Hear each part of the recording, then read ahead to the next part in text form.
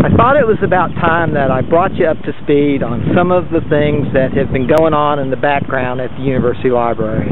And to that end, I thought I would read you a couple of exchanges between the president of the university and myself. These exchanges started because of an article that appeared in the Inland Valley Daily Bulletin, the local Pomona newspaper. The title of this article is, "It's Just Fiction." Since construction began in late 2006 to renovate Cal Poly Pomona Library, rumors have been rampant of valuable collections getting tossed out with the trash. University spokeswoman Yui Mai said most of the collections suspected of going to the recycle bin, such as the Environmental Design Collection, have really been in storage. Only journals readily accessible online were junked in the school's effort to expand its library for the student population of 20,000.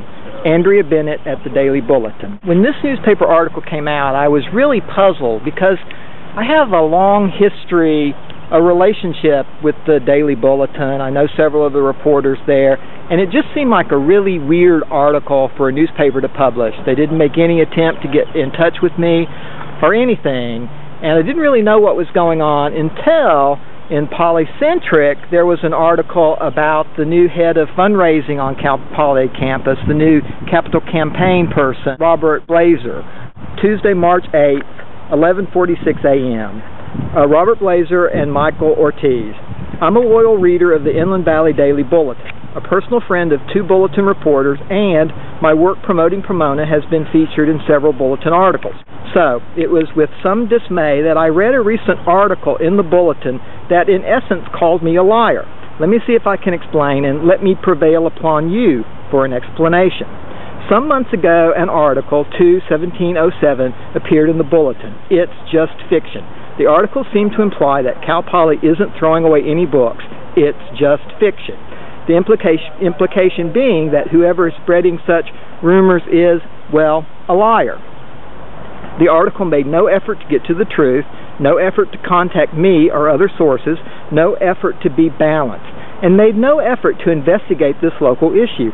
Other, less local news organizations have covered the story, including the Press Enterprise, the Chronicle of Higher Education, Tribune, CNN, as well as the Poly Post and web news sources.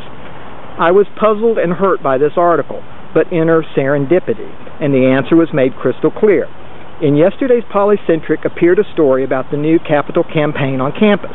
The campaign is spearheaded by the departing publisher of the Daily Bulletin and our new executive director of the university capital campaign, Robert Blazer.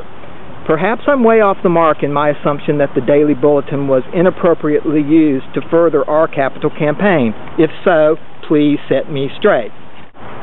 Within hours, I received a response from the president. I've sent the president dozens of emails over the last 3 years about issues related to the building, and not once has he made a single solitary reply, except this time. Within hours, I received this email from the president. Dear Bruce, the Inland Valley Daily Bulletin is an independent periodical with its own editorial direction over which I have no control or influence. If you feel that the newspaper or its writers have slighted you in any way, I suggest that you discuss directly with them. The fact that the Bulletin's outgoing publisher will head our university capital campaign is mere coincidence. Best regards, Mike. I'll let you decide. Since I brought up the topic of the capital campaign, I thought I would add an addendum to what I just said.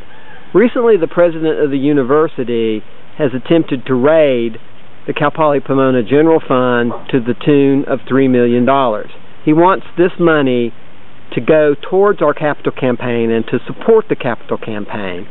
Well, correct me if I'm wrong, but the purpose of the capital campaign is to contribute to the general fund, not to take away from the general fund.